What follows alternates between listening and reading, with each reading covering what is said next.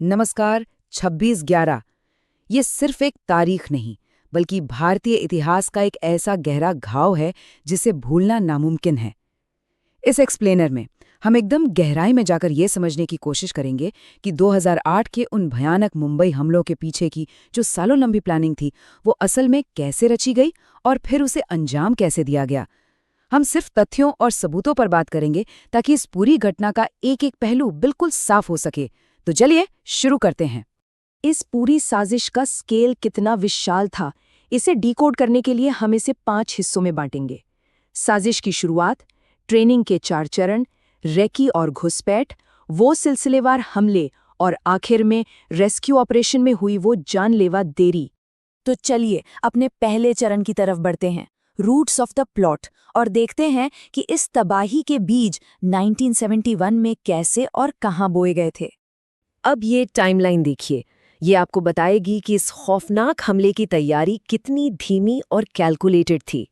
सोचिए, शुरुआत होती है 1971 में, जब दाऊद सैयद गिलानी और तहव्वुर राना नाम के 2 स्कूल के दोस्त कैडेट कॉलेज हसन अब्दाल में मिलते हैं। फिर फास्ट फॉरवर्ड 2001, गिलानी हमलों की प्लानिंग के लिए हाफिज सईद से जुड़ता है। पर सबसे ज्यादा चौंकाने वाली बात, 2005 में गिलानी अपना नाम बदलकर डेविड कोलमैन हेडली रख लेता है, बिल्कुल एक अमेरिकी नाम। और फिर 2006 में किसी का भी शक दूर करने के लिए वो मुंबई में एक अमेरिकी बिजनेसमैन बनकर फर्स्ट वर्ल्ड इमिग्रेशन सर्विसेज खोल लेता है। मतलब भारत में बेरोक टोक आने जाने का एकदम पुख्ता जुगाड़। इस शुरुआती सेटअप के बाद अब आते हैं दूसरे चरण पर, द 4 ट्रेनिंग फेजेस। वो 4 बेहद मुश्किल चरण जिन्होंने इन हमलावरों को खूंखार हथियारों में बदल दिया। ये सच में हैरान करने वाला है कि ये पूरा ऑपरेशन 32 नौजवानों के एक ग्रुप से शुरू हुआ था। स्टेप 1 में इन्हें चुना गया, फिर स्टेप 2 में दौराए सूफा और दौराए आम्मा में उन्हें बेसिक धार्मिक और फिजिकल ट्रेनिंग दी गई। इसके बाद स्टेप 3, पहाड़ों पर उनकी एडवांस्ड कॉम्बैट और सहन शक्ति का कड़ा टेस्ट। और आखिर में मरीन नेविगेशन ट्रेनिंग के बाद एकदम छटनी करके सिर्फ 10 लोगों की एक फाइनल बेहद खतरनाक टीम चुनी गई। इस पूरी ट्रेनिंग में एक पॉइंट जो सबसे ज्यादा ध्यान खींचता है वो है दौराए खासा। मुजफ्फराबाद में 2.5 महीने का ये एडवांस्ड कॉम्बैट फेज इतना भयंकर था कि जरा सोचिए, लड़कों को बिना कुछ खाए पिए 60-60 घंटे तक पहाड़ों पर चढ़ना पड़ता था। ये ट्रेनिंग इतनी सख्त थी कि 10 रिक्रूट्स तो ये प्रेशर झेल ही नहीं पाए और बीच में ही भाग खड़े हुए। अब जो फाइनल 10 लोग बचे थे, उनमें इस्माइल नाम के एक लड़के ने परफॉर्मेंस में बाकियों को काफी पीछे छोड़ दिया था और इसी वजह से उसे अमीर यानी इन 10 हमलावरों का लीडर बना दिया गया। ग्राउंड पर वही इन सबका टैक्टिकल हेड था। चलिए, अब टीम तैयार है तो हमारा अगला चरण है रेकी और इन्फिल्ट्रेशन, यानी टारगेट फिक्स करना और मुंबई में घुसपैठ की असली तैयारी।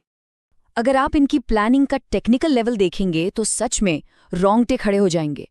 ये लोग एकदम एडवांस टेक का इस्तेमाल कर रहे थे। हेडली ने भारत आकर वीडियो टेप और एकदम सटीक जीपीएस कोऑर्डिनेट्स दिए। फिर जरार शाह नाम के कंप्यूटर एक्सपर्ट ने टारगेट्स की पूरी पीपीटी तैयार की। सोचिए, हमलावरों को 3D गूगल मैप्स के जरिए एक-एक रास्ता समझाया गया और भारतीय एजेंसियों की आंखों में धूल झोंकने के लिए उन्हें भारतीय फोन, फर्जी आईडी और हाथों में बांधने के लिए लाल रंग का कलावा तक दिया गया ताकि वो बिल्कुल आम भारतीयों की तरह दिखें। अब बारी थी मुंबई में घुसने की। तटीय सुरक्षा से बचने के लिए 23 नवंबर 2008 को इन लोगों ने कुबेर नाम की एक भारतीय फिशिंग बोट को हाईजैक कर लिया। बड़ी बेरहमी से उसके क्रू को मारा और फिर कोलाबा के भदवार पार्क तक पहुंचने के लिए एक स्पीड बोट का इस्तेमाल किया। यहां से वो बहुत आसानी से शहर में दाखिल हो गए। अब आते हैं इस साजिश के सबसे खौफनाक हिस्से पर, द कोऑर्डिनेटेड अटैक्स। वो रात जब इन हमलों को असल में अंजाम दिया गया। उस रात जो अफरा तफरी मची, वो कोई इत्तेफाक नहीं था, बल्कि एक सुनियोजित रणनीति थी। ये टेबल देखिए, 10 हमलावर और 5 अलग-अलग जोड़ियां। इस्माइल और कसाब ने सीएसटी स्टेशन पर गोलियां बरसाईं, 58 जाने गईं। शोएब और नज़ीर ने लियोपोल्ड कैफे में अंधाधुंध फायरिंग की और फिर ताज होटल की तरफ बढ़ गए।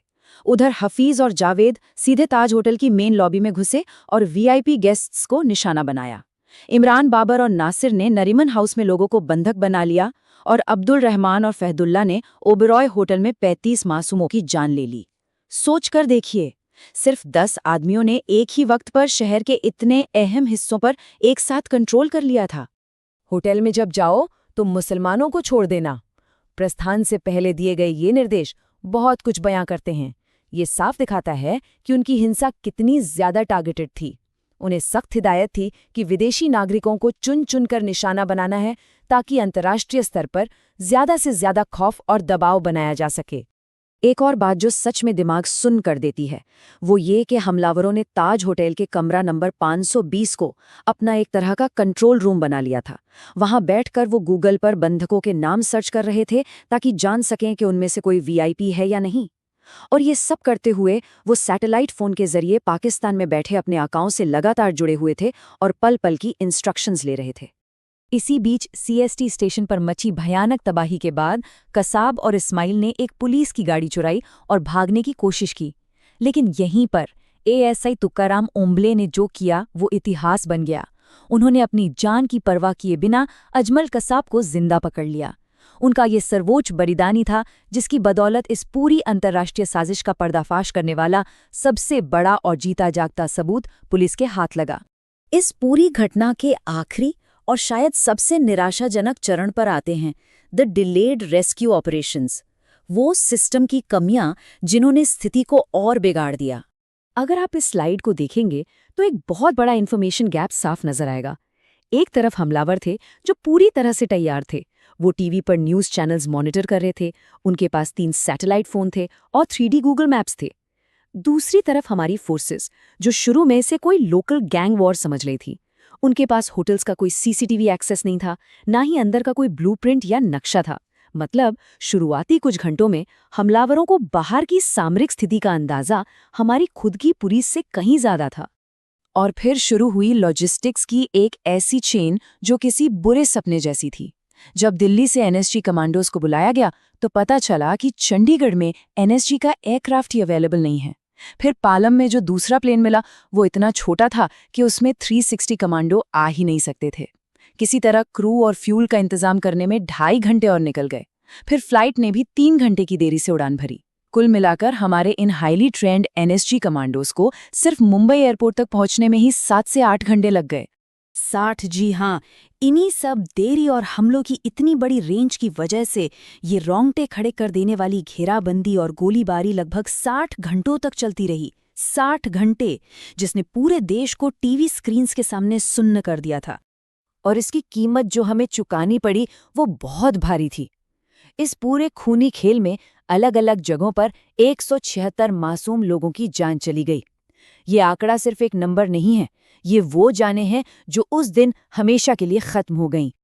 अब जब हम इस एक्सप्लेनर के अंत पर हैं तो एक बहुत बड़ा सवाल दिमाग में आता है, कैसे कुछ बहुत अच्छी तरह से ट्रेंड किए गए लोग हमारे सिस्टम की कमियों का फायदा उठाकर एक पूरे के पूरे महानगर को इस तरह घुटनों पर ला सकते हैं। इस पूरे हमले ने हमें सिखाया कि आज की दुनिया में ग्राउंड इंटेलिजेंस और एजेंसियों के बीच तालमेल होना कितना ज्यादा जरूरी है। तो आपको क्या लगता है, क्या आज हमारा सिस्टम ऐसे किसी खतरे से निपटने के लिए पहले से बेहतर तैयार है? इस विश्लेषण से जुड़ने के लिए आपका बहुत बहुत शुक्रिया।